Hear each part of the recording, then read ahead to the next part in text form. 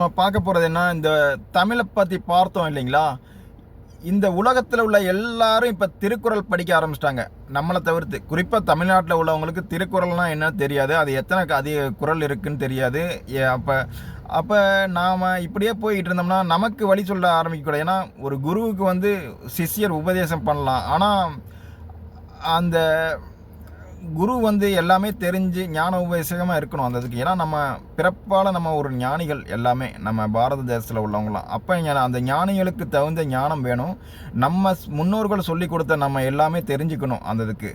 அப்போ அதை தெரிஞ்சுக்கிட்டாலே போதும், நாம் உலகத்தின் முன்னால் வரலாம். எங்கேயுமே போய் கேட்கறது நம்ம எல்லாமே நம்மள்கிட்ட இருக்குது, நம்ம தான் ஞானிகள். அப்போ அதுக்குண்டான அறிவையும் நாம் பெறணும். அப்போ நம்ம முன்னோர்கள் சொன்ன இதை தேடி கண்டுபிடிச்சி எடுத்தோம்னாலே அதில் நிறையா நமக்கு கிடைக்கும், நம்ம இது பண்ணலாம். அதனால் இனிமேல் உலகத்தில் உள்ளவங்க எல்லாருமே படிச்சிருவாங்க திருக்குறளை. உலகத்தில் அதிகமான மொழியில் மொழிபெயர்க்கப்பட்டது அப்படின்னு பார்த்தீங்கன்னா இந்த திருக்குறள். அதிகமான படிக்கப்படுது அப்படின்னு பார்த்தீங்கன்னா திருக்குறள் தான். அந்த இதுக்கு விரும்பி படிக்கப்படுது. இந்த திருக்குறளை நாம் தெரிஞ்சுக்கணும் அப்படிங்கிறதுக்காண்டி தான் இது. இந்த வாரம் முதல் திருக்குறள், அகர முதல எழுத்தெல்லாம் ஆதி பகவன் முதற்றே உலகு. இப்போ இதை விரிவாக பார்ப்போம். அகரம் அப்படின்னா முதன்மை அப்படின்னு பொருள். எதுக்குமே முதல்ல ஒன்று சொல்லுவாங்க, அதை கடைசி எழுதி நாங்கள் வச்சுருக்கோன்னு சொல்லுவாங்க. முதல்ல தோன்றிய இது உயிரினங்கள் எல்லாம் அந்த இதுக்கு கடவுள், அந்த கடவுளே இருந்தாலும் அந்த முதல்ல தோன்றினது யாருன்னா அந்த கடவுள். அதை மாதிரி எழுத்துக்களில் முதல்ல தோன்றினது அப்படின்னா ஆவில் ஆரம்பிக்கிறது அகரம் அது அப்படின்னு பொருள்படும் அதை குறிப்பாக. அதனால் அந்த அகர முதல எழுதிலிருந்து திருவள்ளுவர் வந்து அந்த குறளை ஏற்றியிருக்காரு. அதுக்கடுத்து முடிவில் பார்த்தீங்கன்னா ஆதி பகவன் முதற்றே உலகு. இந்த உலகம் எப்படி படைக்கப்பட்டது? கடவுளால் படைக்கப்பட்டது. இந்த கடவுள் எல்லாத்தையும் படைத்தார். எழுத்துக்களையும், இந்த முதல் எழுத்துக்களையும் அகரத்தையும் படைத்தார். நம்ம மனித உயிரினங்களை படைத்தார். இந்த உலகத்தில் உள்ள எல்லா ஜீவாத்மாக்களையும் படைத்தார். இவர்களுக்கு ஆளுமைப்பட்ட நவக்கிரகங்கள், சித்தர்கள், முனிவர்கள், இன்னும் வேத ரிஷிகள், சப்த ரிஷிகள், இவங்க எல்லாத்தையும் படைத்தவர். பிரம்மா, விஷ்ணு, அந்த இதில் எல்லாத்தையும் படைத்தவர் தான் ஆதி பகவன். அந்த பகவானை தான் நம்ம என்ன இருந்தாலும் அடையணும். கடைசியில் அதான் வழி, அந்த இதுக்கு தான் சொல்கிறாங்க. அதனால் முதல் இது பார்த்திங்கன்னா அந்த கடவுளை பற்றியான சொல்கிறது தான் அந்த இது.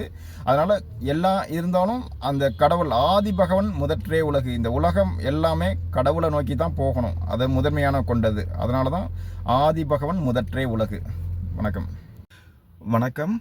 இன்றைக்கி நாம் பார்க்க போகிறது வந்து திருக்குறள்.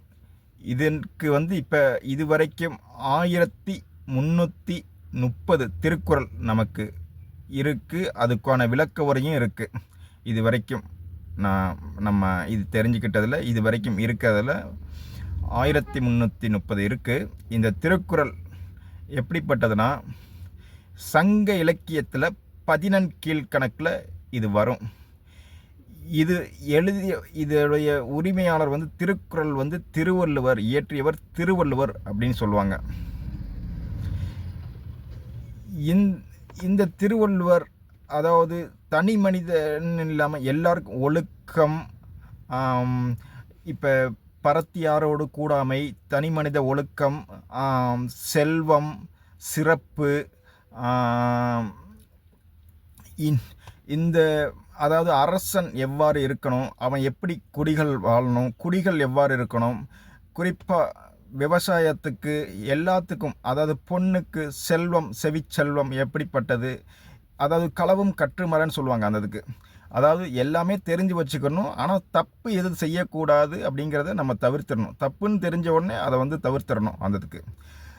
அந்த மாதிரி நவீன யுகம், இப்போ யுகம் எப்படி இருக்குது, முந்தின யுகம் எப்படி இருந்தது, இனிமே வரப்போக யுகம் எப்படி இருக்குது, இந்த மாதிரி எல்லா காலநிலைக்கும் இந்த உலகம் எவ்வாறு இருக்குமோ, நிலைத்திருக்குமோ அது வரைக்கும் தேவையான இது இந்த திருக்குறள் இருக்குது. திருக்குறள் பயன்படும். இந்த உலகத்தில் இனிமே இருக்கிற அருதி, இந்த உலகம் இருக்கும் அருதி இந்த திருக்குறளும் இருக்கும். வள்ளுவனின் அந்த வன்மையும் அந்த அவன் தந்த புலமையும் நம்ம இன்னைக்கு இதை வந்து ஒவ்வொன்றா பார்க்கலாம். இந்த வாரம் வந்து நம்ம பார்க்க போகிறது முதல் திருக்குறள். அகர முதல எழுத்தெல்லாம் ஆதி பகவன் முதற்றே உலகு. இந்த உலகத்தில் முதலில் தோன்றிய எழுத்துக்கள் எல்லாம் ஆவிலிருந்தே ஆரம்பிக்கின்றன. அதனால் எழுத்துக்களில் முதன்மையானது அகரம். எனவே அந்த அகரத்தை முதன்மையாக கொண்டு எழுதியிருக்கிறார்.